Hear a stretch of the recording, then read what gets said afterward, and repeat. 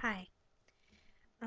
So I don't normally make videos, but ever since I joined the Air Force, I decided to make some videos for everybody. Um, so I know I made a video before, and I posted it about like MEPS and being in the depth and everything like that. And so I decided to kind of change it because I feel like I didn't give enough information. Um, and personally, let's face it, I look better. Anyway, so pretty much what I'm going to talk to you about is kind of like how MEPS goes and what to expect. Um, and this is purely just for the Air Force step, or Air Force MEPS, excuse me. I don't know what it's like for everybody else. I don't know necessarily if they have particular tests they have to take, but I'm going to tell you about the ones that I took to qualify for the Air Force. So it's really kind of specifically for them.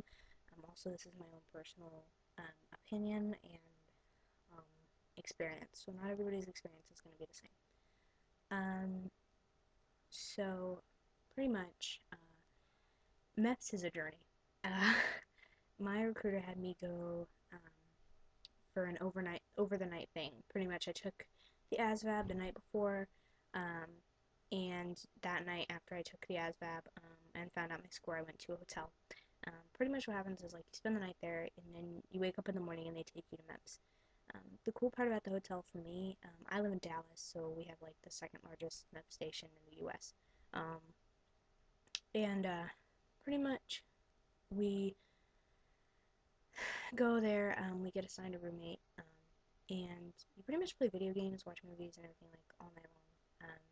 You have a couple briefings and stuff on like what to do and not to do, but it's pretty chill other than that. And then afterwards, of course, you go to bed. You wake up in the morning, and pretty much it's like 3:30 in the morning. You get a wake up call. They have you get ready, come downstairs by like 4:15.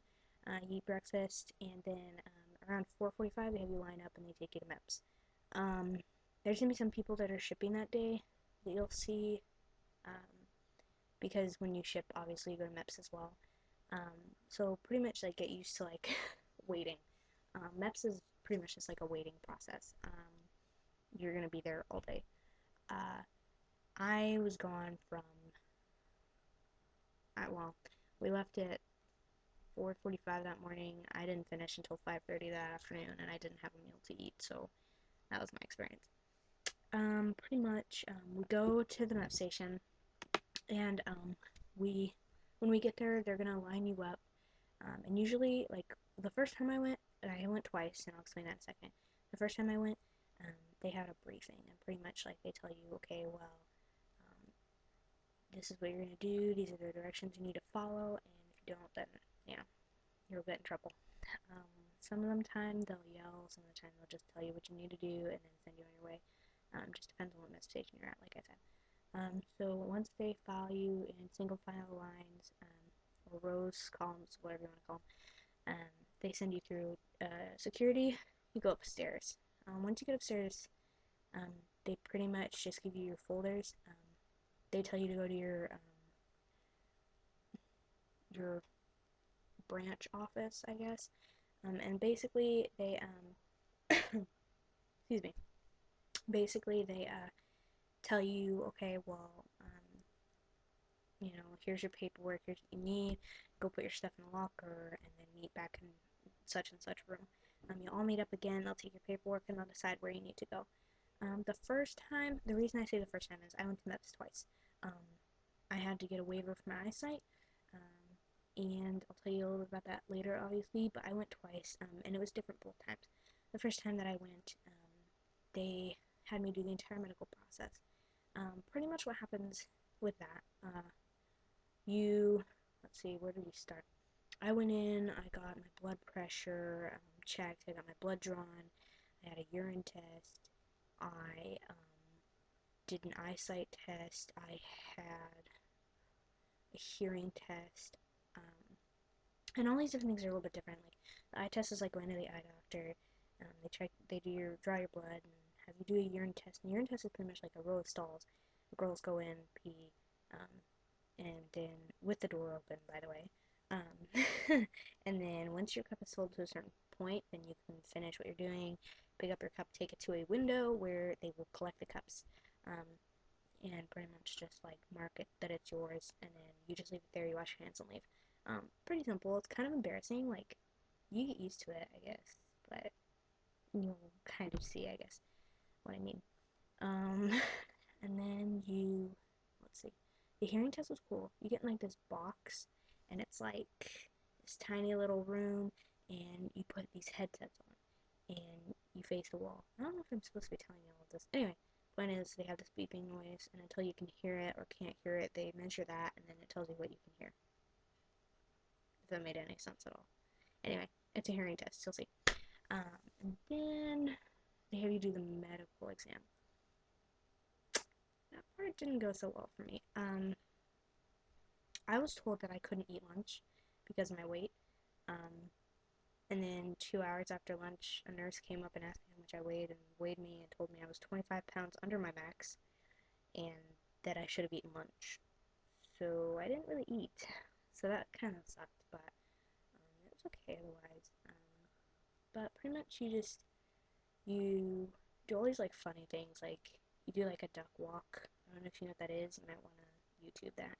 Um, you walk on your heels and your toes and things like that. I mean, pretty much they're just trying to make sure that everything's like okay, nothing's broken. They're gonna check your spine. They're gonna check your heels and your knees, your elbows, your neck, just everything to make sure like if you have any problems, like they don't want to see that. So like if you can't extend your knee and things like that fully, like that can kind of mark you out. Just so you know. After that, which by the way, it's like really easy for anybody that can like maneuver on the ground in a duck walk, I guess. Practice it, by the way. Um, because I'm in Air Force, they had us do the pop your ears, and pretty much that means like if you can't pop your ears, it can keep you from like flying planes and stuff like that. Apparently, I don't know. Anyway, so I popped my ears. Really simple. Plug your nose, pop your ears, and you should be good. Um, and then let's see, they had a speech test. Pretty much you want to read aloud and make sure that they can hear you. I'm not really sure what that was for actually, so that was kind of weird, but it was pretty easy. I mean, it was whatever. Another thing about the ASVAB is they're going to actually give you a couple extra tests. I can't tell you much about that, but I can tell you that there's no way to really study for them. They're just to qualify you more for the Air Force, so you'll see when you get there, but they're not hard. Let's see. So after the medical exam, they have you finish up some of the paperwork. Um, Depending on if you don't get a waiver or not, you pretty much get sent back to your branch office, and they tell you, okay, well, you're good to go. You can swear it. Um, Sadly, my eyesight was not good to go. I had to get a waiver for my eyes, so that kind of made me stay for like I had to wait another month until I could do anything. Um, so they sent me home with a waiver. I ended up going back beginning of April, and I took my waiver in. And the second time that I went, like, it was weird. It was so much more chill. Like when we got off the bus for that place, like for MEPS, they pretty much just filed us up and told us to go upstairs. Like there was no like briefing or anything like that. And like they handed me my papers and were like, go and walk through. And they just kind of like told me where to go, handed my waiver, said I could swear, and then I swore. Pretty cool. The biggest thing I think, um, like, okay, a lot of people ask me like what advice I have as far as like MEPS is concerned. I think my advice would be like listen to everything that is said to you the first time. I know a lot of people that got in trouble, and I don't think you want that to be you because almost everybody there is going to be military personnel. I mean, there's going to be doctors and nurses that aren't, but like they'll yell at you too. I mean, you're not there to fool around, you're there for, the military, and they kind of want to see that, so it's kind of important to do. Another thing is don't bring in any gum, take off your jewelry, big one. Let's see. I don't know. Like, they have, Oh yeah, don't like bring any like weapons or anything, and like obviously, of course not, but just like pocket knives and stuff like that from them. And then you're gonna be asked to like drop your cell phone off at like in the lockers. I suggest you do it. I saw a few people get in trouble for having a cell phone on them. That's like a really big deal, so don't do it. Um, there's not much other advice I have.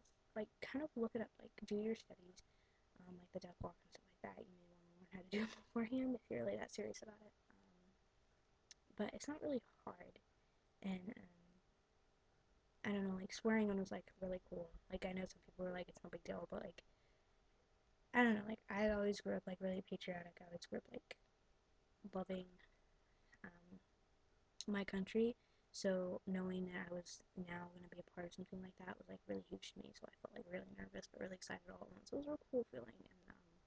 And I got a picture with the lady who for me, and it was a lieutenant, and she was really cool. Um, but yeah, anyway, um, now I'm in the depth. I haven't found out my job yet, sadly, so I'm waiting on that. Once I do, I will make another video and let everybody know what's going on. Otherwise, for now, it's pretty much just like what it was before. Um, and that's pretty much it. I don't know what else to tell you.